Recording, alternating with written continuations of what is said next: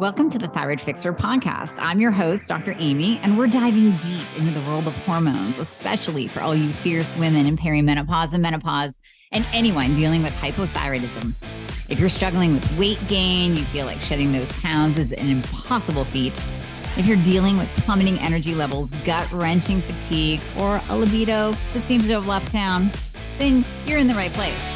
And don't even get me started on the hair loss. If these symptoms are sounding all too familiar, you found your tribe. Welcome, because my goal is to educate, empower, and shake up your world. I want you to embrace every inch of that badass woman that you truly are. So if you're ready to dive in and fix things, let's get started. So this is going to be a game changer for you, and you can probably hear the excitement in my voice. The latest introduction, the latest member of the family to the Fixer line is Metabolism Fixer. And this, oh my God, I formulated this just for all my people out there that need to lose weight, that need help in the weight loss department, that can't lose weight no matter what they do, that feel like they have a slow metabolism, and that might be thinking of trying all those peptides out there, you know, the Beverly Hills soccer mom drug of choice for weight loss peptides. Or even if you're on them already and you're like, man, these are really expensive and I'm still not losing weight, add in Metabolism Fixer. Here's what I did. I took the power of T2, which increases your basal metabolic rate while you are sitting there watching Netflix. You're burning fat while you're watching Netflix. I combined it with a very unique patented ingredient called Suppressa. Suppressa has multiple clinical trials backing its efficacy in reducing your appetite, decreasing snacking, and providing way more control over your food intake. It is amazing. We also see improved emotional well-being, just decreased food cravings all around, reduced hunger, and weight management. Add on top of that, we have green tea extract, we have purple forest purple tea extract, both of which affect the metabolism in a very positive way without the jitters of normal fat burning supplements out there from the 1980s and 90s, right? The ones that made you feel like you're having a heart attack. You will not have that in any of my supplements, Thyroid Fixer or Metabolism Fixer. But Metabolism Fixer, ooh, yeah, we kicked it up a notch. It is in powder form, so you can drink it through your day. It's going to flavor your water. We got orange crush and refreshing citrus. I love them both. It is going to keep you under control all day long. So you throw a couple scoops in your water bottle in the morning, throw a scoop or two in your water bottle throughout the day. You will have fat burning and appetite control the entire day for what? An eighth of a price of the peptides? Oh my God, you can't go wrong. So grab some Metabolism Fixer today. Please let me know how you do on it. I am super excited for you. Super excited. Today's episode is all about hair loss, and you're going to be hearing from a guest of mine very shortly, and we're going to deep dive into many different facets of hair loss and provide an answer of something that you can try, multiple things you can try. But first of all, we have to lay down the foundation and really go over all the different things that can interfere with hair growth and the hair growth cycle and hair loss in general, or just crappy hair syndrome where your hair gets all dry and wispy like mine did. When we're looking at hair, just like almost anything else, we have to start with the thyroid. So if your thyroid gland is hypo, it's not being treated properly, maybe you're not diagnosed, you are hypo, low, and slow, or you have Hashimoto's. If you are not optimized in the thyroid realm, right? And you've heard me talk about this a ton with the different lab values and where you should be optimally and where your medication should be. Like if you're only on 30 milligrams of Armour, that's probably not enough. If you're only taking 5 micrograms of T3, that's probably not enough. So you want to be optimal in the thyroid department because the thyroid controls the mitochondria, controls cell turnover, it controls your metabolism. And when we're talking about metabolism, we're not just talking about the burning of body fat. We're talking about all cell turnover processes. So when we look at the hair and the hair growth cycle, it goes through a growing phase, a dormant phase, and a falling out phase. Now, those phases are set to be a certain time. Each phase lasts approximately 2 to 4 weeks. As you are in that hypo state, you're low and slow, those phases can really stretch out. So what you end up seeing is very low growth, very low and slow growth, slow cell turnover. That dormant state lasts for a long time. So you might not see hair loss right away, but as you move very, very slowly into that hair loss phase, it can seem like weeks and weeks and weeks that your hair is just falling out, falling out, falling out. Now, the second part of that, I mean, could you be losing more hair than usual? Absolutely, because there is the inflammatory component. When your thyroid is not functioning well, you're going to just be in more of an inflammatory state. If you have Hashimoto's, which is autoimmune, you're going to have that autoimmune inflammation. That will absolutely affect the hair follicle and the hair shaft. So not only are you getting more slow turnover, you're also inflaming the actual hair shaft. Now, there's the circulation aspect that my guest, Nick Andrews, and I are going to talk about today. That circulation is a huge component when it comes to the quality of hair and hair growth. Without proper circulation, the hair and the nutrients are just not getting to the hair follicle itself, not getting to the shaft. And you're going to experience more falling out. You're going to experience more thinning of that hair shaft, thinning of the follicle. Circulation is hugely tied to the thyroid because the thyroid is the master gland that's going to control your overall circulation. That's why even your body temperature, right? You get all cold and you have an intolerance to cold. That slows down. Once we start optimizing you, I'll hear from my patients, hey, I'm actually warm now. I'm more comfortable. That cold intolerance went away. Part of that is the circulation aspect. So when we focus on the thyroid, we start there. And that's going to check a lot of the boxes down the way that are tied into hair loss and hair quality. Next up, we look at hormones. So you've heard me talk about estrogen being very, very important. And if you look at old ladies who have not done hormone replacement therapy, I call it see-through hair. They have that see-through hair where you can see their scalp. That's not good. That is low estrogen. That's low hormones. That lack of hormones has literally caused their hair to become very, very thin and very, very wispy to the point where basically you can see their scalp. That's mainly low estrogen, but it's also going to be tied into testosterone. Now, when we're talking testosterone, we can be talking high or low. So too low testosterone is going to affect your hair, and too high of testosterone, depending on whether or not you convert to dihydrotestosterone or DHT. DHT is a hormone that's what causes that male pattern baldness. But in women, it will cause more of a balding at the crown, like your back crown, and that overall hair thinning. So that's elevated DHT. Testosterone can convert to DHT, which is why we test both on you, especially when we first start hormone replacement therapy. I like to get a baseline of where that DHT is. And then after starting testosterone replacement, we retest that DHT to see if it's elevated. Now, SHBG, sex hormone binding globulin, you've heard me talk about that a lot. That will sometimes bind to DHT. So if you have a high SHBG and a high DHT, that might not be a huge issue. It all really depends on where your SHBG is falling. I like it under 200 if your DHT is high. I know I'm throwing out a ton of numbers for you. You might want to take notes. I like it under 200 regardless. So that's where I would add in Bedroom Fixer to lower it if it is over 200. I really would prefer it. Optimal DHT is 60 to 80. If you have a high DHT, you can get away with having a little bit higher SHBG. So really under 150 would be optimal. If you're 150 to 200 or above 200, that's where you have to add in Bedroom Fixer. So we look at all of those components. Then we move on to protein intake, lifestyle, nutrition. And Nick and I talk about this, so I'll be brief here. If you are not getting enough protein in, and that is 1 gram per pound of lean body mass, we talk about this as it's associated with fat loss.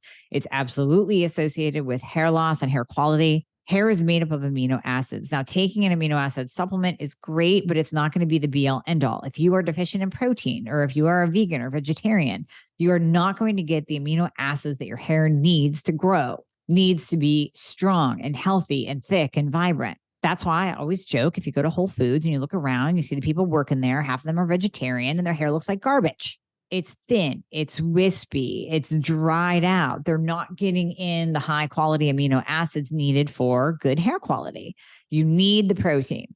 You need all of the vital nutrients. So if you are eating the standard American diet and you're high in processed food, you're high in sugar, not only is that going to cause an inflammatory response in your body, which is 100% going to affect your scalp and the hair follicle, it's also going to drive up insulin. That's inflammatory as well, but it's going to put you in a nutrient deficient state.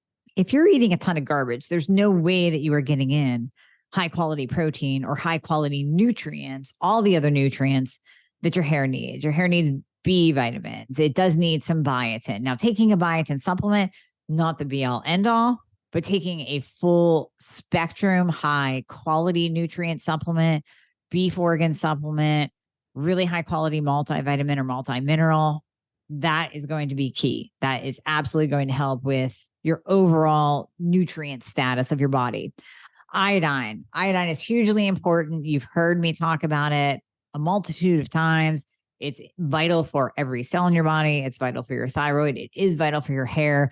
We have heard multiple anecdotal stories from David Brownstein, from the book that I always recommend, The Iodine Crisis by Lynn Farrow. In there, you will see tons of studies of people regrowing their hair or that their hair loss stopped after using iodine, not on your head, internally. What else? Stress. Stress is a big one. Stress is huge. Nick and I talk about that as well. You'll hear him talk about that. So we break that down. High cortisol, high stress. So if you are under a lot of stress, whether it's physical, emotional, you're exercising too hard, you're killing yourself at the gym, you're not eating enough, you're intermittent fasting too long, or you're just basically in an anxious, depressed, stressed out state all the time, that will start to affect your hair. And we bring up the days of COVID. Think about when you had COVID, that was a huge stress response on the body, big cytokine storm, big inflammation storm, and you saw that hair loss about 3 months later. That is how stress affects it. So whenever we see the stress effect on hair, it's usually from something about 3 months ago, although it can be that ongoing stress, that low level, ongoing, day in and day out kind of stress. So we have that factor as well. And the last thing to mention is ferritin. We talk a ton about ferritin levels. If your ferritin is low, it absolutely will contribute to hair loss, as will low zinc, low copper, all of those low nutrient states, which kind of ties back to what I just talked about the standard American diet, high inflammatory foods being consumed, low nutrient status. If you are low in those nutrients, iodine, zinc, even magnesium, copper, that will absolutely affect your hair. But ferritin is that marker on your iron panel that we want to look at. And you really want to be 60 to 80 with your ferritin. In Hashimoto's, we say 80 to 100. I have a totally separate episode just on ferritin. We dive into that and talk about how low ferritin levels can actually overlap and mimic a low hypothyroid state. So whether you have hypothyroidism or you decide to combine that with having low ferritin as well, you're kind of hitting your hair with a double whammy. Not eating enough protein is going to be a triple whammy. Maybe you're exercising yourself to death and intermittent fasting yourself to death, and you're stressed out about your health condition because you just can't find answers. I hear that from so many of you. All of that is going to compound on top of each other and cause massive amounts of hair loss, hair shedding, hair thinning, and just low quality hair in general. Now, I'm not going to go into the standard things, using heat, over blow drying, over bleaching, over coloring, getting the Brazilian blowout. You know that those things damage your hair. You know that. I wanted to go over the internal biological, biochemical processes that can affect hair growth and hair loss. And now I want to move into the remedies. So, of course, everything that we just talked about now, check those boxes. There's your remedy right there. Get your thyroid optimized, get your hormones optimized, make sure your ferritin levels up and running, lower your insulin. Don't be walking around in insulin resistant type 2 diabetic state, eating your standard American diet, high processed food. It's not going to work. It's not going to work for your hair. If you're a vegan or vegetarian, it's not going to work. You got to get the protein in. You have to do all the things that we just talked about. Now let's move into some other factors that maybe you haven't considered and some solutions that you can start implementing right now. Nick Andrews, thank you so much for coming on to give your side of the story of all about hair loss, because I know you've been in this world diving deep with your scientific background for years, and you were with a variety of different companies that really looked at this problem of hair loss with men and women. And through your experience, I mean, you've developed a solution that we're going to talk about here at the end that I think will really give people hope that there is something that is peptide based, not chemical based, without the side effects that we're seeing in some of the over the counter medications, as well as the prescription medications that a lot of docs are using to combat this hair loss component. So, Nick, thank you so much for jumping on. I'm super excited about this conversation because this is a huge problem. It's big. And thank you, Dr. Amy. It's always a pleasure. I love your podcast. So it's a good topic, right? I mean, when I first, people started asking me about hair, I just don't really care, right? Like I got plenty and it's not going anywhere. When I actually stopped and took a look at it, just from the technical aspect, I mean, it's phenomenally complex when you get into the actual biology of hair and hair loss. So it was fascinating once I finally dived into it. So I talked a little bit in the beginning of the podcast about the different factors that are involved in hair loss. And you and I talked a little bit about those too. So let's briefly go over them, even if I've touched on them already, because you're really big into the diet, the lifestyle component, and using that in conjunction with any kind of topical therapeutic solution that people might try out to see if that helps them. Yeah, absolutely. And an easy example to really illustrate it for people is think type 2 diabetes. You can have type 2 diabetes and, if you, basically went keto, cut all carbs out of your diet, you functionally don't, in most cases, don't actually need any active treatment for diabetes. And in some people, it will reverse. Mm-hmm. So that's just an example of how both diet and lifestyle are foundational to anything, or really any sort of biological or medical state of yourself. Now, so with the people, and that totally makes sense, with the people that you work with, are you seeing more of like crappy diet, lack of protein, hormone imbalance? Like, what are you seeing the most for the causes of hair loss? I'd probably put it into two groups. The one is just very high stress, very high cortisol. You get the type A people who are going 100 miles an hour, 25 hours a day. And, if you have the genetic predisposition, there's probably going to be a cause for that sooner or later. At least from my observations, this certainly isn't, like medical stats or anything. Those guys tend to have, or females in some cases, tend to have less of an issue with hormonal imbalance. And it's just, they are producing so much cortisol all the time because, they're busy trying to take over the world. And then you have the other subset, at least from the people I speak to, people I've helped and worked with, is more of a combination of both hormonal and diet. And it kind of makes sense if you think about it, because, if somebody's, at least in the spheres we both tend to travel in, people who are the more type A, super driven, they're already keeping themselves physiologically dialed in anyway. They have to be running at that level. So it's almost a self-solving issue to some point. Whereas the other group, not busy trying to take over the world. So they're not trying to have every little aspect of their life dialed in. And with modern diets and just modern lifestyles, people stuck behind the desk all day long, it's real easy to just have that lifestyle bite you in the rear end. Are you getting enough activity? You could do a whole nother podcast on this. Is most people eat plenty, right? But if you actually look at most people, they're actually borderline starvation from a nutrient position. I love that. I absolutely love that. I totally agree with the two kind of categories, two subsets of people. And I never thought about splitting it up that way, and I never thought about the nutrient deficiency. I mean, we always think about the standard American diet as being so calorically excessive, right? I mean, people are just eating 3,000, 4,000 calories of garbage. But you're right. When we look at the nutrient status and the protein status, those are both in the tank. I mean, they're very, very low, which can absolutely affect the hair shaft, right? Yeah. Well, here's an easy example. It's wild. Anybody can look this up on the internet. If you look at the nutrient contents of an apple from the early 1900s, when they first started measuring that, you would need 3 to 4 apples now to get the same amount of nutrients from one apple at that point in time. So, you just kind of multiply that out, and people may be eating more, but they're still getting, who knows what the real fraction is, but, a third, a fourth, a fifth of the nutrients that, think about it. That's why, if you really get into it, that's why some people are so constantly hungry. They're craving nutrients. Their body's just telling them to eat and they don't know what. And the food they're eating just isn't supplying the nutrients, and it becomes a vicious cycle. Now, what about those high sugar, high carbohydrate processed foods? Are you actually seeing an inflammation at the follicle level? Is that possible as well? Oh, absolutely. High carbohydrate diets in most people, and obviously you have a very educated audience, and you do have that specific niche. You have high performance athletes who purposely cycle through very high carbohydrate periods for recovery and so on and so forth. But outside of that, because that's a very tiny exception, a high carbohydrate diet, especially with processed foods, is systemically inflammatory in every system in your body.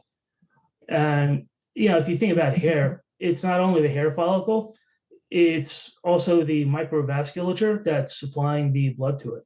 And so that's part of the major cascade. Is once that microvascularization either becomes inhibited, inflamed, or some way blocked, that's where you get the runaway DHT buildup, and then it starts getting really hard to deal with. So, not to jump ahead here, but look at minoxidil. What's the primary reason minoxidil works? Vasodilation.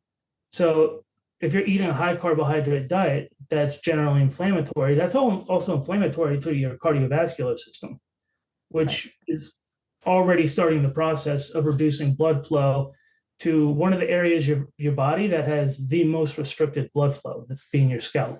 Mm-hmm.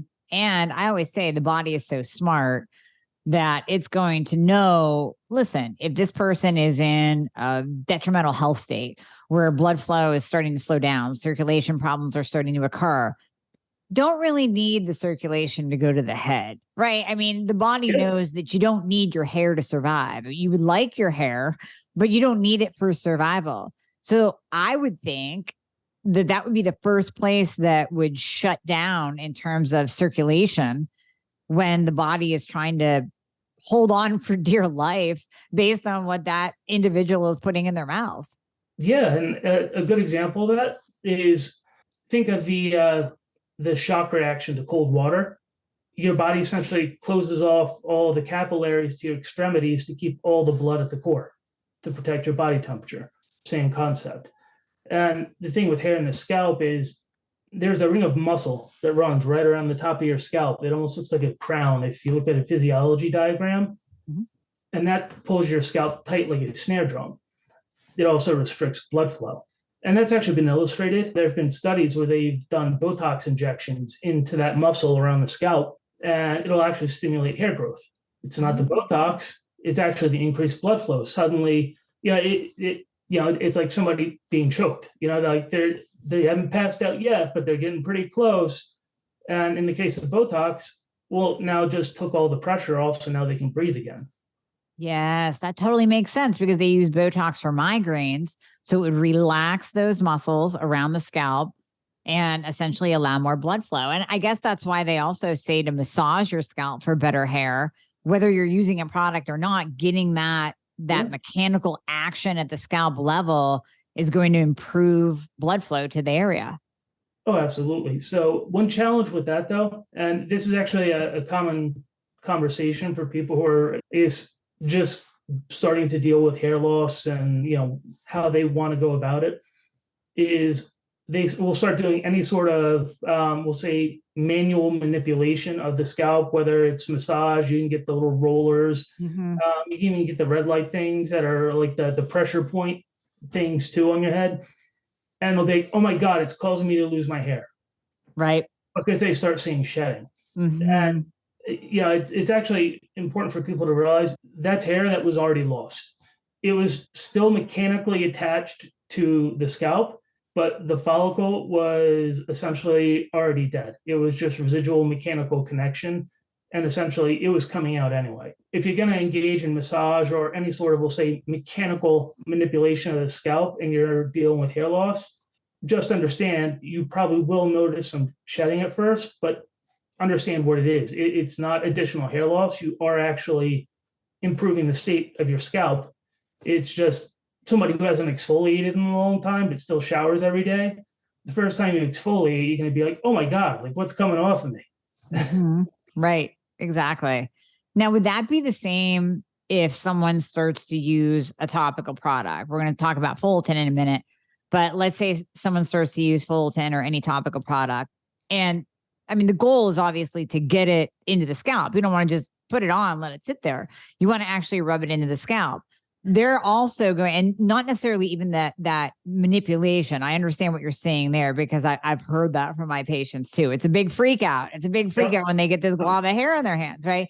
But even just the process of improving circulation to the scalp, I talk about that hair growth cycle, the dormant state, the falling out state, the growing state. Well, that cycle slows down. Maybe they're hypothyroid and everything is low and slow. Maybe they don't have proper circulation. Everything is low and slow. And then all of a sudden, okay, you start fixing their thyroid. That's better. You start improving circulation through whatever technique it is, topical, manual, whatever.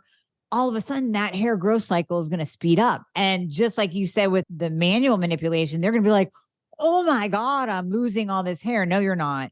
You're just now kicking into normal gear of that hair growth cycle. Am I saying that correctly?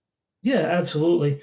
If you look at a lot of the mainstream products, everybody plays games around the wording because everybody wants immediate results. But if you actually go look at their own information, most of them will generally say, expect, observable results in 3 to 6 months.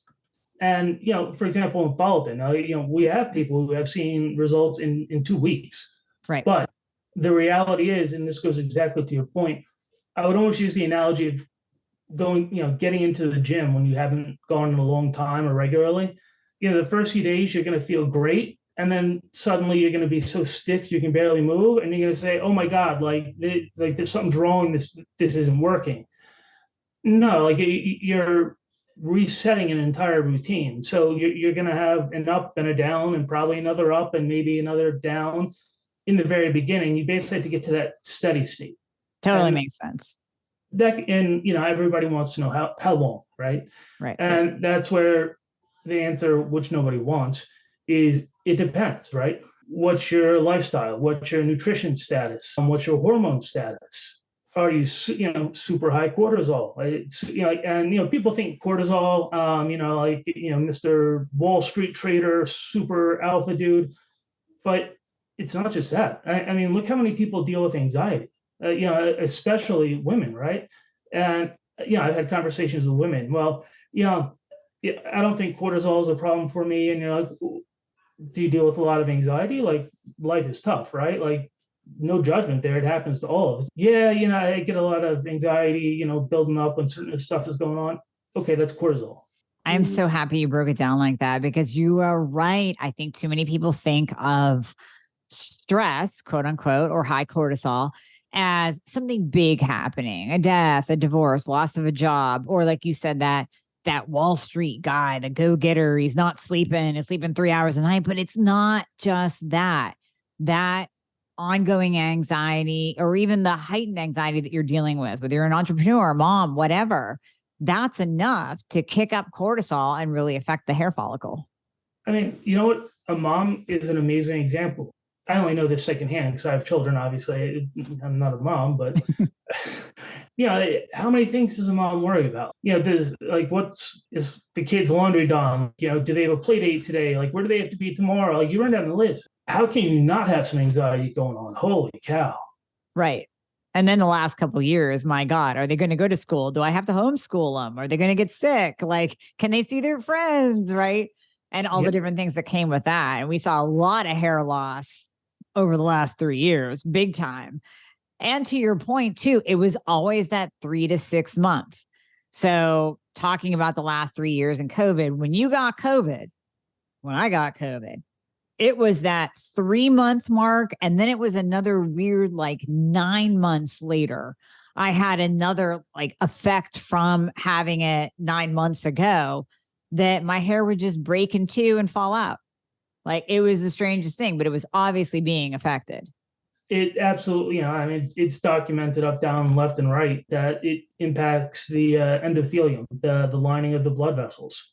So, right there, you have essentially wear and tear, damage, whatever term you want to use. I don't want to, get too deep into the connotations there, but, it's going to impact quality of circulation, especially in areas with restricted blood flow. Not to sidetrack entirely, there are multiple hair loss solutions out there, but kind of getting back to nutrient diet, lifestyle, for example, like COVID. So some people may be familiar with this, some people not. Grapeseed extract is phenomenal for the health of the endothelium and actually helps regenerate. Okay. So you're experiencing some hair loss post-COVID or just in general, realistically, something that's going to support your cardiovascular system, especially something like the endothelium, the lining of the blood vessels, is going to help the situation. Yeah, there are actually there are two big brands right now out there on the market for hair loss that are oral supplements. Yeah, I've had some people use them. Meh. So results, right? I mean, personal opinion, I'm not going to start pointing fingers at specific names, but I mean, if you really look at the ingredients, it's great marketing, but you could probably do a lot better on what's actually in there. But the principle in and of itself is legitimate. The execution, that's a separate discussion. But solid supplementation absolutely impacts both hair quality and hair loss, because this is probably more so for women, just because women are more observant about their appearance than men are. Mm-hmm. Because, women notice hair quality decrease occurring before hair loss even starts. Whereas men are just like, oh, crap, I got a bald spot. Right. Where right. did that come from, right? But when you're starting to see that, especially in women, since they do notice hair quality far sooner than men do, is like right there, just by dialing in your nutrients, any supplementation you want to do, that alone is going to help the situation. Is it going to solve it? Nobody can guarantee that. It depends on so many factors, but it will absolutely help the situation. And I'm so happy that you mentioned the spike protein. I'm totally going to circle back around to that. I feel more comfortable talking about it now that I'm not going to get shut down, because even if you do a search on Google, you're going to find some crap on there that's going to be kind of eye-opening. So with the spike protein, one thing that I've been telling my people, my listeners, my patients, anybody who got the vaccine. Yeah, I said it. Anybody who got the vaccine. And I said this on my All About Weight Loss episode too. We are seeing an impairment of normal body function. Now, maybe you don't have the myocarditis. Maybe you haven't, if you're listening to this, you haven't died. You're not right. You're not dealing with blood clots or anything like that. But if you're just dealing with weight loss resistance and hair loss, again, for a woman, that's enough to send her over the edge, right? So we know that this is a problem, and kind of springboarding off what you said, Nick, the spike protein, are we seeing it? We're seeing it affect circulation. So 100% that will now affect hair growth and hair loss and the quality of the follicle. Mm-hmm. Are you also seeing that spike protein literally attacking? Are we seeing some alopecia from it? Are we seeing an increase in the autoimmune hair loss component? So you're definitely seeing it through autoimmune, because that's well documented, that, to throw around a fancy term, IgG4, basically it's a certain type of immune response that the vaccine tends to stimulate. The problem with it is it essentially leads to at least some degree of autoimmune state. Additionally, though, what's hitting a lot of people, especially with regard to hair and COVID and the vaccine, is that the spike protein damages mitochondrial function. And if you look at hair loss, even in a best case situation, COVID never existed in the first place. A big aspect of hair loss is a loss of mitochondrial function, which is part of the cascade of hair loss. Mm-hmm. Now, in a perfect case, the decrease of mitochondrial function is more related to diet, restricted blood flow, so on and so forth. But now when we add another component that directly damages, inhibits mitochondrial function, you got a problem. Yeah. So, as an example, what I have seen help people, just their general health state, as well as actually regrowing hair, is NAD. And that's usually done as an IV infusion or a sub-Q injection, not the cheapest thing in the world. Not everybody's looking to play with needles. The interesting thing is I have spoken to a few people, and this is entirely anecdotal. You have iontophoresis patches. It's the little patch that goes on your arm, and it basically has a battery in it. It uses an electric current to push whatever's loaded into it into your bloodstream. Yeah. Using that for NAD, it's funny. I've seen some really big changes in people with that, and it's not magic. It's not going to happen in 5 minutes or one day. Most people, it's funny. Other people will usually see it in them before they see it in themselves. They're like, wow, you're just like really perky all day long. And after a couple of days, they're like, wow, like I feel really good. Yeah. Because, suddenly you're directly doing something to improve mitochondrial function, which is going to help hair. It's going to help everything, fat loss, hormonal status, everything. Wow. No, that's a big deal. All right. That's a whole nother podcast for sure. But no, I love that you're talking about all these things because I want to be real with my audience. I record these podcasts with my patients in mind. And if I record with my patients in mind and what their woes are and the roadblocks they're running into, then I know it's reaching the masses because they are a subset of everyone that listens. Mm-hmm. And I hear the frustration sometimes of, but my hair just isn't growing. We're 3 months in, we're 6 months in, we fixed my thyroid, we fixed my hormones, everything is balanced. I got my diet and lifestyle under control. What else could it be? And that's why I brought up the spike protein, because sometimes it is something entirely different. It's something else that you did or voluntarily, not voluntarily, whatever, that is now affecting your body. So we have to lay all the things out on the table before we get into what you can do about it, because people need to realize, yeah, you might be doing all the things that we talk about here, and there might be something still in the mix that is causing an issue. So whether it's blood flow, spike protein, lack of NAD, mitochondrial function, whatever it is. Yeah, the patches are newer. They are iontophoresis patches. I think there's currently like one or two big brands. They all are considered medical devices, so you do have to get them through a doctor. You can't just buy them, but they're easy enough to get.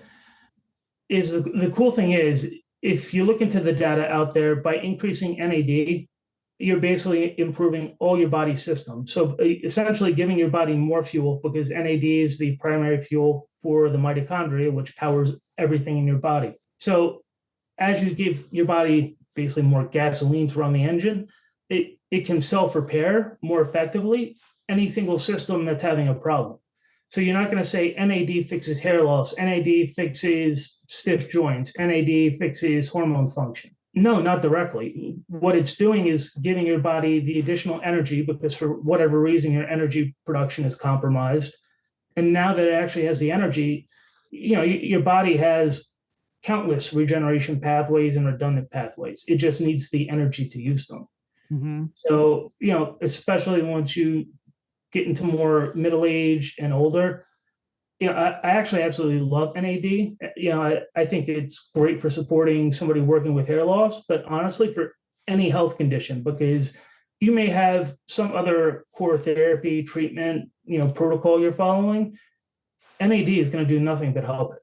Wow. I didn't know it was that powerful. Again, yeah, I'm going to have to bring you back on and just talk about NAD.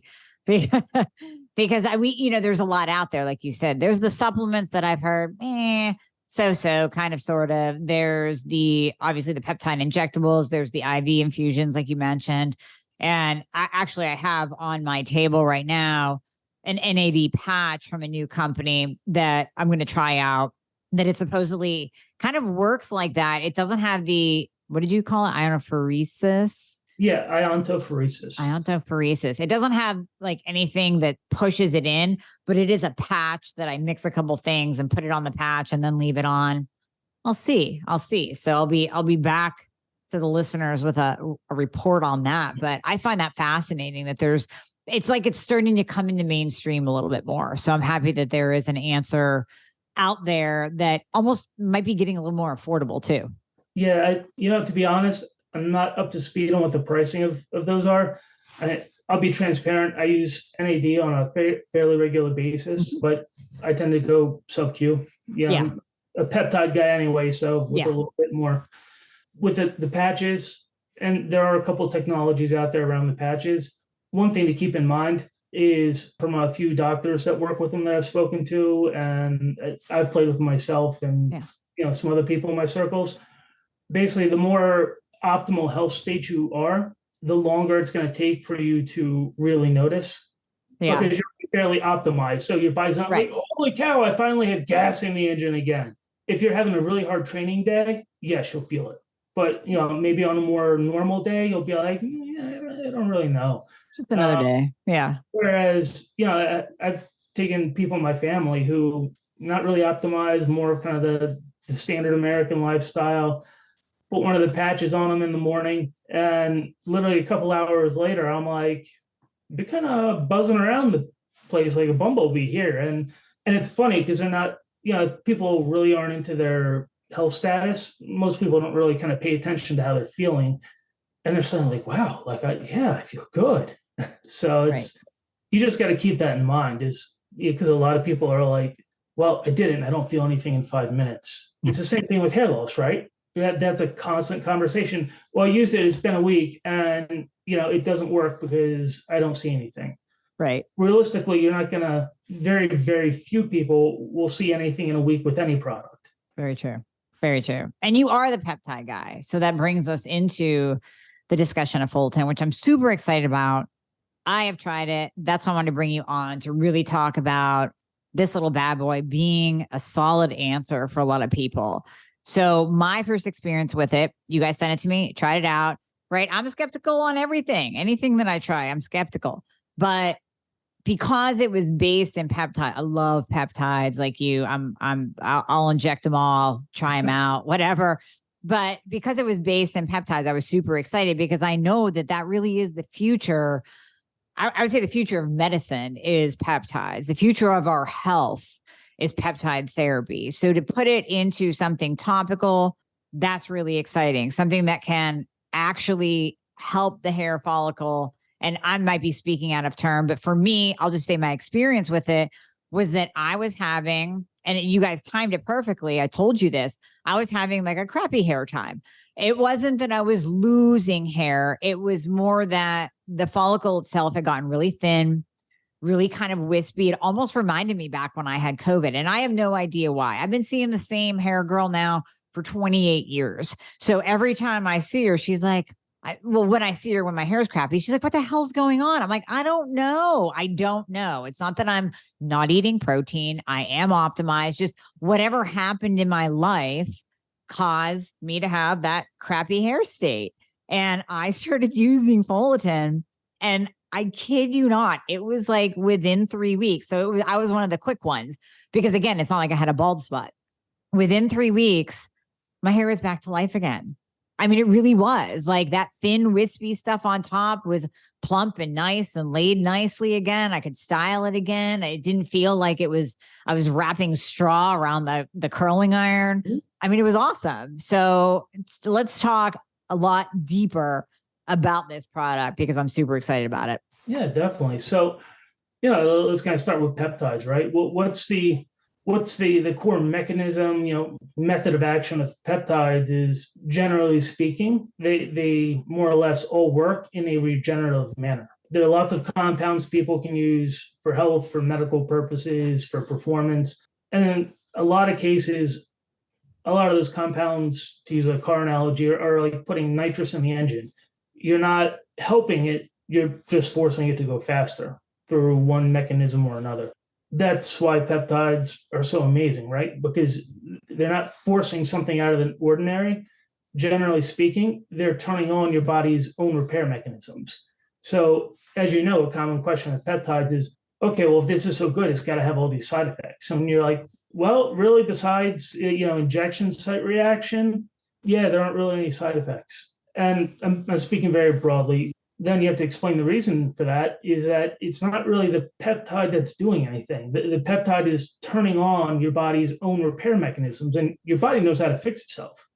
Where, how, what to do. Sometimes it just needs a poke in the rear end to be like, hey, go do your job. Or, wear and tear through time. Those pathways just aren't as responsive anymore. So now they need a bit of a kick in the butt to really get them going. So, if you look at hair loss, generally speaking, outside of getting into something like PRP, almost any hair loss therapy, it is not regenerative. You're forcing a state. So if you have a DHT blocker, you're using a chemical method to forcibly block a hormone. If you're using minoxidil, you're using a compound that's a forcible vasodilator. So yes, those they work, and those effects are very real. And then as soon as you stop taking them, the effect goes away. And the issue, and this is with not just hair loss, this is with, we'll say, any exogenous compound, any external compound you're taking that's forcing something in your body. Your body is always working to maintain balance, and our balance, and that's the challenge with hormones, right? Because everybody's natural balance point is different. There is no one answer. Right. But when you push against it through an artificial means, the second you stop pushing, your body pushes back even harder. Think about the stereotypical bodybuilder using, extreme super physiological levels of hormones. Right. And, they come off them, and for what maybe they have a health issue or just decide to get out of bodybuilding, and, they're 400 pounds 6 months later, no muscle, or suddenly they have heart issues or endocrine issues, and, their body pushed back because they've been pushing back all that time. It was just balanced by the exogenous, the external compounds. Same principle with hair loss, because people are like, I'm going to use minoxidil, I'm going to use finasteride, and maybe it works at first, like a common with finasteride, like, hey, maybe I'm having, issues with personal intimacy with my significant other. Maybe it's just impacting my mood, my drive in life, whatever else. But crap, if I stop using it, like I'm going to start losing hair really fast. Right. There are 2 points to that. Is that's where follicle is different. Follicle takes the peptide approach, and let's not force your body to do something.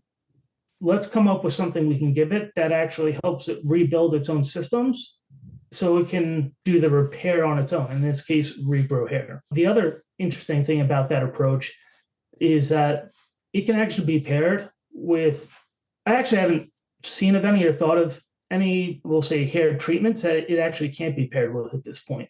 So you're on minoxidil, you're on finasteride. I don't recommend this to people. I'm not a personal fan of minoxidil or finasteride, but from real world results, from conversations I've had with some of the customers who've already bought it, they actually see accelerated results with the mainstream compounds, right? Right. Because the mainstream compounds have their forcing action, but at the same time, follicle is helping to regenerate the underlying structures of the follicle and the scalp. So they're like, wow, it's like it put this stuff on turbocharge. Yeah. At the same time, it gives you an option for coming off. Like, hey, finasteride, just I'm having too many hormonal effects, or for whatever reason, I don't want to be on it. I'm sure you've talked about this, but finasteride, unfortunately, and there's a big study being done on this. It hasn't been released yet, but I have seen some of the data, is finasteride massively accelerates cellular aging. Oh, wow. That's not good. Like if you start looking at telomeres and biological age, finasteride massively accelerates it. So, just one more reason, you probably don't want to be on it, quite honestly. Right. But, look, I get it. We all have to be realistic. Both you and I would probably be in a tough spot in that situation, right? I shouldn't really be on this, but I don't really want to lose my hair. So like, right. What are my, it's a tough spot. What are your choices?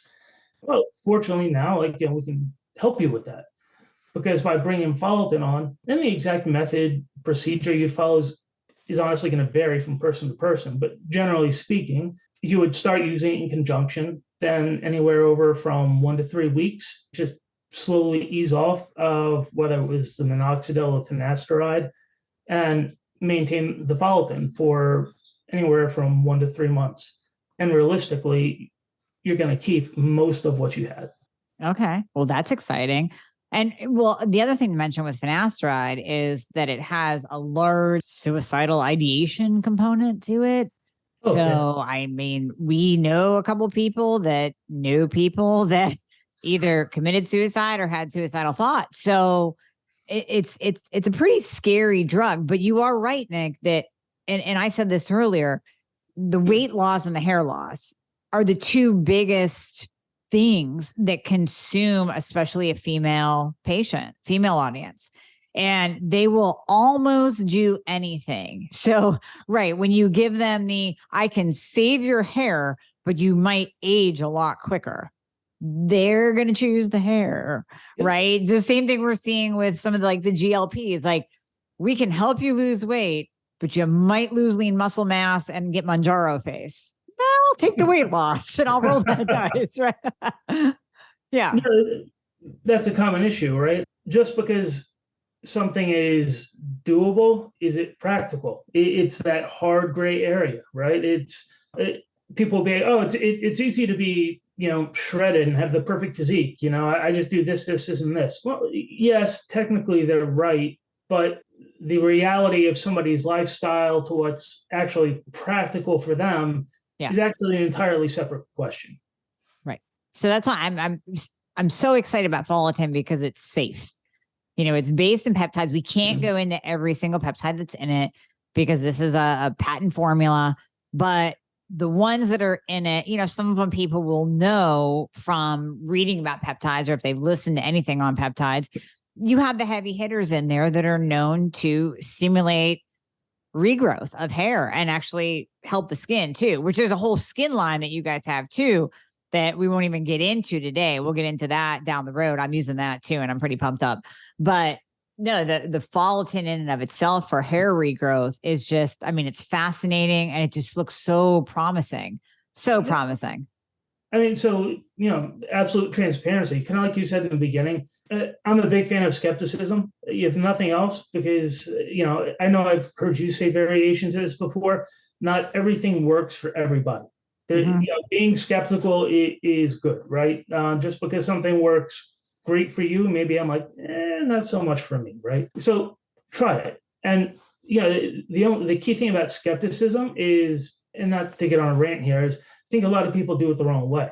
Being a skeptic, being skeptical about things is good, but you don't do it in a negative fashion. You do it by, just being aware of the state of whatever it is you're engaging. So, okay, here's how my hair normally is. Let me really pay attention to it for the next month or two while I'm doing this. Yeah. So versus being like, it's probably not going to work, and then just doing it anyway. That gets into the psychology and placebo effect. Like, if you have already made up your mind something probably doesn't work, even if it's not going to work. It's actually wild. They've done studies on this, through multiple things. Somebody has a mindset going in that something's not going to work. Even if it works, they're blind to it. They don't see it. So they're like, oh yeah, it was garbage. Meanwhile, like, for example, with I think they actually did a study like that with weight loss. They put them on a regime and diet, exercise, the whole 9 yards, and said, this probably isn't going to work, but you're the control. They really weren't the control. And it had them go through it. And they're like, so, don't expect any weight loss. And they would weigh them, but not show them the numbers. And I forget what it was, after like 6 weeks, 12 weeks, they'd be like, so how do you think you did? I don't really think I lost any weight. And they're like, yeah, you all actually drop body fat. Mm-hmm. Yeah, I know. The mind is that powerful. It really is. No, I would absolutely say go into any new therapy. My God. Whether you're working with me and we're optimizing your thyroid and hormones, you're trying a new topical solution for your hair loss, you have to go in expecting the best. And then if something doesn't work, then we shift. And that's even what I tell my patients. Listen, we're going to do all the things, and you could look great on paper, but if something isn't working, we have to look deeper. We have to shift something. So maybe and you've talked about this forever, the whole combination. You can't just do a topical solution like Follitin and be eating like garbage. Those two are not going to go together. So you could all day say, well, I didn't see anything. Well, yeah, no kidding. Because you're eating all the processed foods and the grains and the carbs and the sugar. It's not going to work together. You're damaging faster than you're healing. So you have to do everything together, the both and principle. We have to do both the lifestyle component and the treatment solution. But when you go into it and you really try it, you can see a difference. Like you have seen hair regrowth. And is this the case as long as there's the follicle, right? So if we're talking dudes who are, Teddy Savalas bald, right? There are no little dots in the head. There's no follicles. They're bald. They're not going to get regrowth, right? You have to have the follicle. So here's the interesting thing is generally I would tell somebody, don't expect a lot from it. If you want to give it a shot, go for it. But there's actual research that everybody will know this is in it.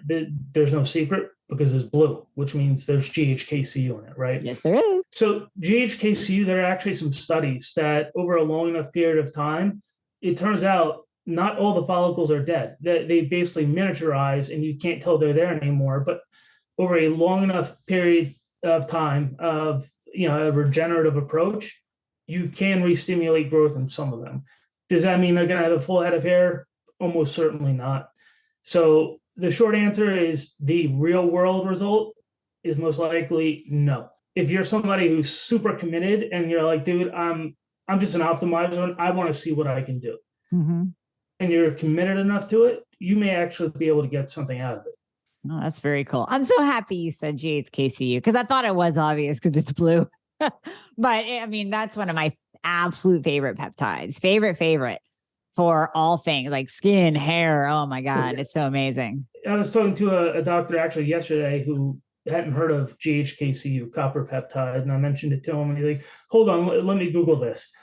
And it was funny because it was almost like a comedy routine. Like he starts reading down the screen. I was on a Zoom call with him, and he's like, wait, it does this and that and this. Wait, hold on, I'm not done on the list. Oh yeah, it's a big one. It is. It's incredible. It's incredible. And I think when I looked it up too, this particular peptide has been around for a very long time. I want to say the 70s, but it could be before that. And I remember when I was looking it up, I'm getting pissed that nobody told me about this. They're always pushing the retinol, right, for the skin because GHKCU is fantastic for hair and skin. They're always pushing the retin-A, the retinol. I can't do that to save my life. My skin immediately goes red, flaky. I don't care if it's the lowest concentration, whatever. When you start reading the studies on GHKCU, it's better than retinol.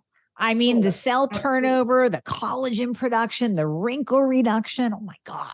Yeah. My best guess on that, because you're right. GHKCU first, I guess they really started looking at it from more of a commercial perspective in the late 70s. So 50 years ago at this point. I was curious, right? Well, why has nobody done anything with this stuff for freaking 50 years? And honestly, the best I ever came up with is that the cosmetics industry, they don't like things with strong colors. Yeah, they want it white or off-white because, and I've seen this firsthand with our products. People see something with a blue color. Oh my God, is it going to stain something blue? Right. And just put your marketing hat on. And because fundamentally, cosmetic companies are marketing companies. Cosmetics are really secondary. If you look at them, they're really just giant marketing firms that happen to sell cosmetics. Mm-hmm. So from that perspective, I completely get it because you just put a barrier in front of your potential customer to buying it. Oh my God, is it going to stain? Right. No, it doesn't stain anything. But yeah, I mean, it blows your mind. I had a friend who had a very, very severe burn up and down most of his arm. Kind of did something stupid and opened a radiator cap when he shouldn't have. And this was several years ago before we really know each other. And unfortunately, he does have some scarring on it. And I'm like, my God, if you had just basically completely slathered his arm in GHKCU and put a dressing on it, he would have had no scarring. He wouldn't have lost something like 2/3 of the skin on his arm sloughing off from the skin damage. I'm sure you know this, but one of the really cool things, and this is why GHKCU actually stops sunburns, is any sort of burn, most injuries, it's not instantaneous. Similar issue with hair loss, since we're not trying to get too far afield here. It's a process. Most things in your body is a process. So yes, you were outside. Yes, you had excessive UV exposure. But the development of the sunburn is a cellular cascade that has to go through step after step after step. Well, GHKCU actually interrupts that and says, whoa, hold up. Don't go down the damage pathway. Instead, hang a right and let's go down the repair pathway. Okay. That's why it works so well. I love that. Yeah, so it literally interrupts the signaling that's saying, hey, calls all the inflammatory and damage response. Just nope, let's just turn that off and let's just turn on the regeneration response and skip the damage part. So it totally makes sense why it would help with hair loss as well as the actual quality of the follicle. So that's what I experienced, at least. So yeah, interesting. And this makes sense when you think about it. Anecdotally, follicle people tend to see, or women tend to see results faster with follicle than men do. And it makes sense when you think about it, because if you're experiencing a degradation in hair quality or outright hair loss, even in women, there is a DHT component. But in women, obviously, it is massively smaller than in men.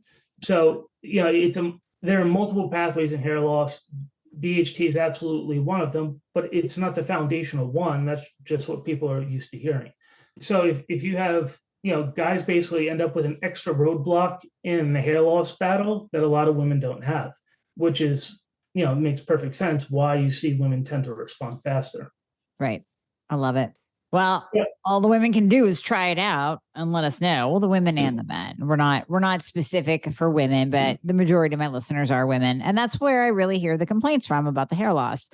So they just have to try it and let us know. But you got to go in with a good attitude, open-minded, and give it a shot, because this could be the one answer. And as long as you're stacking it with all the other things, like the lifestyle components. So that has to be said again and again and again. And I love the product so much, I decided to carry it on my store. So we're going to put the link in the show notes of where people can find it. But this is just huge. I think this is the next thing in the answer to hair loss. Well, thank you. One thing I do want to throw out for people is something that is going to help anybody who's using it is microneedling or derma rolling. The term's also used interchangeably. A common question is, well, what size needle do I need to use? If you're working with a healthcare professional, there can be more of a discussion around that, because you can use longer needles, but then, you want the proper guidance. But really, anybody can use a 0.25 millimeter, derma roller needle, micro needle. You're not going to be worried about damaging the scalp, and it will absolutely improve the results. Well, yeah, because you're creating those little micro tears or micro holes in the scalp. And then when you apply the product, it gets down in a little bit more. So if they micro needle, will they have to do the manual massage as much, or can they just kind of micro needle and then put it on, just let it like kind of pat it in?